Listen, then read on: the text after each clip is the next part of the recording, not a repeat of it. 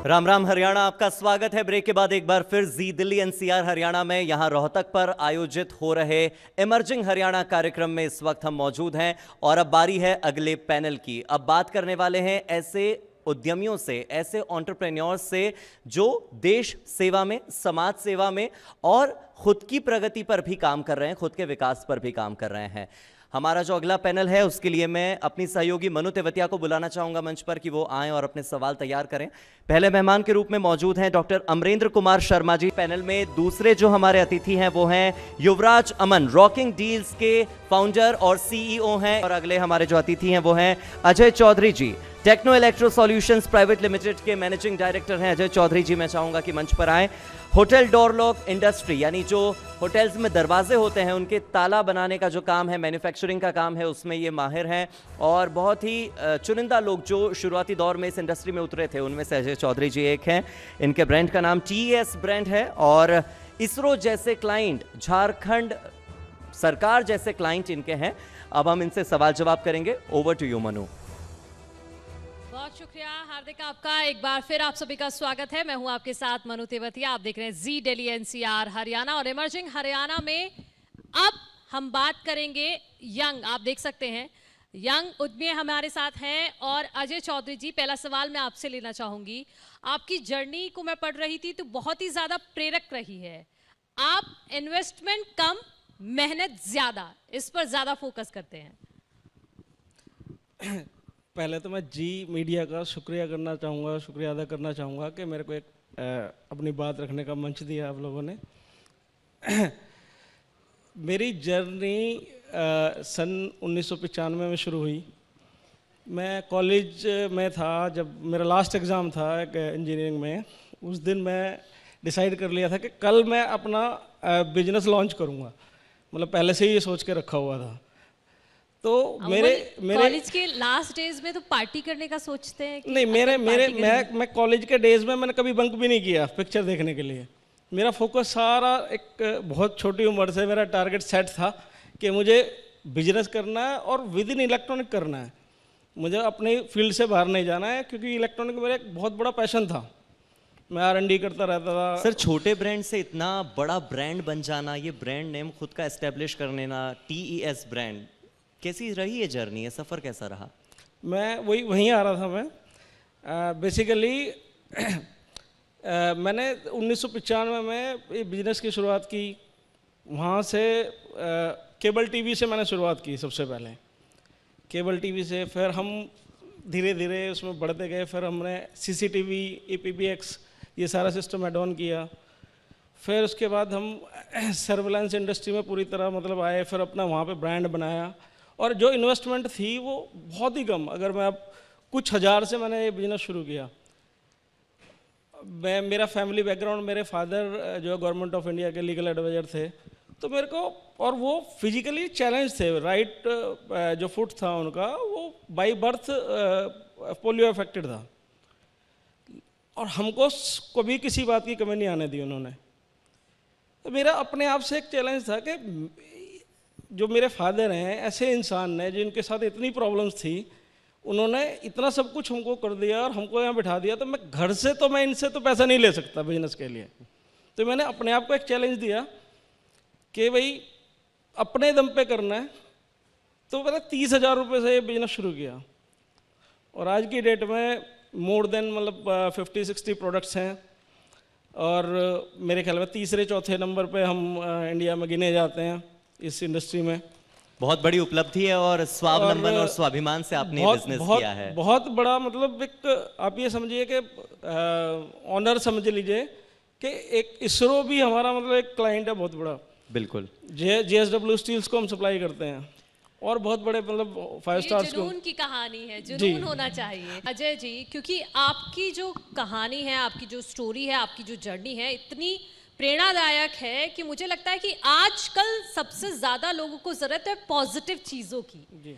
तो आपने जब अपनी ये जर्नी शुरुआत की तो जाहिर तौर पर एक बार में तो आप कामयाब हुए नहीं होंगे। कई बार ऐसा लगा होगा कि नहीं, छोड़ देता हूँ, वापस घर चला जाता हूँ, या फिर ठीक है पापा से पैसे मांग लेता हूँ। हुआ कभी ऐसा? देखिए मेरे साथ तो कभी नहीं हुआ, पर मेरे पेरेंट्स की तरफ से, फ्रेंड्स की तरफ से, रिलेटिव्स की तरफ से जब भी मेरे को डाउनफॉल आता था या मतलब बहुत बड़े बड़े झटके लगे मुझे लाइफ में, तो बहुत प्रेशर आता था कि भाई सब कुछ है तुम्हारे पास, जॉब कर लो अच्छी, ये क्यों चक्करों में पड़े हुए हो। मेरी माता जी आई हुई हैं, मेरी माता जी ने भी कई बार बोला मुझे कि बेटा क्यों इतना वो कर रहा है। अच्छा सॉरी, आपकी मम्मी यहाँ पर है? हाँ मम्मी यहाँ पर है। अच्छा, तो ये भी कहीं ना कहीं भागीदारी रखती हैं आपकी हाँ जर्नी? बिल्कुल, माँ बाप, मेरी इंस्पिरेशन मेरे फादर है, उनके नाम से ही जो मेरी कंपनी का नाम है टेक्नो इलेक्ट्रो सॉल्यूशंस। जो टेक्नो मेरी कंपनी का नाम है TEKNO, तो मेरे फादर के फर्स्ट 3 लेटर्स, टेक चंद्रा मेरे फादर का नाम था, तो TEK is the first name of my father. तो आज जो कुछ है उसका श्रेय माता पिता को देते हैं। माता जी और पिताजी एक टाइम के बाद जब उन्हें लगा कि भाई ये नहीं मानने वाला है, तो फिर सपोर्ट करना शुरू किया आंख बंद करके कि जब बेटा कर, तुझे जो करना है। एंटरप्रेन्योरशिप में ये जरूरी भी है कि जोश और जुनून आपके अंदर होना ही चाहिए। एक एग्जांपल देता हूँ, 2012 में एक हमारा ऑफिस था, जब हम थोड़ा स्टेबल होने की कोशिश कर ही रहे थे, तो एक फायर एक्सीडेंट हुआ, पूरा ऑफिस जल गया हमारा। तो उस ऑफिस में 2012 में अप्रॉक्सीमेटली जो खड़े होके विद इन 5 मिनट्स हमने कैलकुलेट किया, वो 70 लाख था उस जमाने का। तब भी हौसला नहीं टूटा आपका? तो 3 दिन मेरे ऐसे गए कि भाई खत्म हो गया अब सब कुछ, लेकिन सोच रहा था रात को भाई क्या हो गया, ये सब कुछ क्या हो गया। सोचते सोचते एकदम दिमाग आया यार ये सब जल गया। प्रॉपर्टी बनाई उसी से, वो बची हुई है। बिजनेस का ब्रांड जितना बना, जो उसकी वैल्यू है मार्केट में, वो बची हुई है। कुछ एक प्रोडक्ट खड़ा किया था, उसका कुछ पार्ट कहीं दूसरे ऑफिस में था, वो बचा हुआ है। और कहाँ से कमाया था उस 30,000 से? तो तिनके तो तिनके गया से कैसे क्या? घोंसला बनता है उस? गया क्या मेरा, ये सोच थी। तो जैसे ही मेरे दिमाग में थॉट आया, तीसरे दिन की बात कर रहा हूँ मैं, तीसरी रात की, मैं एकदम उठा और मैंने लैपटॉप निकाला और फिर दोबारा से वो पूरा रीस्ट्रक्चर किया बिजनेस।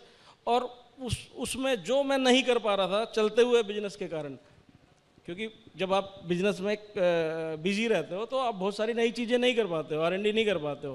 तो जब मुझे बंद हो गया, अब मुझे जो मेरी ख्वाहिशें हैं मैं सब कुछ करूँगा जी। वो उसी में ही वो प्रॉपर्टी बेची, नई प्रॉपर्टी खरीदी, कैसे अरेंजमेंट्स किए, कैसे नहीं किया, मार्केट का बड़ा सपोर्ट मिला। वो तो सालों का संघर्ष होता है जय जी। मुझे आपके अंदर अपना इंस्पिरेशन दिख रहा है, जरा कुछ बताइए कि आने वाले समय में अगर मैं कुछ अच्छा करना चाहूँ बतौर युवा पीढ़ी अगर आपको एज ए इंस्पिरेशन देखे तो क्या संदेश देंगे? I think you doing very well. आपको और से अच्छा क्या करना है। बट मेरी स्टोरी भी कुछ इनकी तरह ही है, इन द सेंस दैट मैं भी सर्विस क्लास फैमिली से बिलोंग करता हूँ। I started from scratch. हमारी भी आग लग चुकी है। अजय जी, आपसे जानना चाहूँगा कि मैं ये तो समझ पाया कि आपकी कंपनी होटल में जो डोर लॉक्स होते हैं वो बनाने का काम करती है, लेकिन आपका बेस्ट सेलिंग प्रोडक्ट कौन सा है? किस तरह के प्रोडक्ट आप बनाते हैं? थोड़ा अपनी कंपनी के प्रोडक्ट्स के बारे में बताएं। Actually we are into the smart locks. Basically smart locks residential के लिए, अपार्टमेंट्स के लिए, विलास के लिए और होटल के लिए। और इसके अलावा जो होटल की रूम एमिनिटीज़ होती है ना, टेक्निकल एमिनिटीज़, जैसे इलेक्ट्रिक केटल हो गई, आपकी हेयर ड्रायर्स हो गए वॉल माउंटेड, और बहुत सारे सेफ हो गए, डिजिटल सेफ हो गए, मिनी बार हो गई, ये सारे में हम अच्छा, आप खुद तो तालों में नहीं रह पाए, लेकिन दुनिया को आप तालों में बंद कर रहे हैं। नहीं, वो उसका एक कार्ड देते हैं ना प्यारा सा जिससे वो एक्सेस कर सकें। तो मेन हमारा जो सेलिंग प्रोडक्ट है वो होटल के डोर लॉक्स हैं, RFID door locks. RFID door locks सबसे बेस्ट सेलिंग प्रोडक्ट है, और वो हमें अलग इसलिए बनाता है कि मैं खुद टेक्निकल हूँ। सारी टेक्निकल चीज़ें आज तक मैं खुद हेड करता हूँ। वो मतलब एक पैशन है, मैंने बताया शुरू में आपको, इलेक्ट्रॉनिक्स में R&D करना। तो जो भी कुछ नया चल रहा होता है तो उससे पहले मार्केट में सोचते हैं लोग, लेके आते हैं, हम क्रिएट कर देते हैं उसको।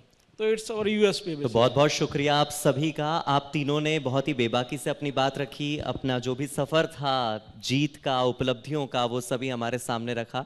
और एक बात मैंने सीखी हार्दिक, कि आप मेहनत करने से पीछे मत हटिए, और अपना गोल सेट करके अपनी लाइफ में आप अगर चलेंगे और मेहनत करते रहेंगे तो इस तरह के एग्जाम्पल निकलकर फिर सामने आते हैं। सकारात्मक सोच और बस अपनी प्रतिबद्धता और लगन के दम पर ही आप इस तरह की उपलब्धि हासिल कर सकते हैं।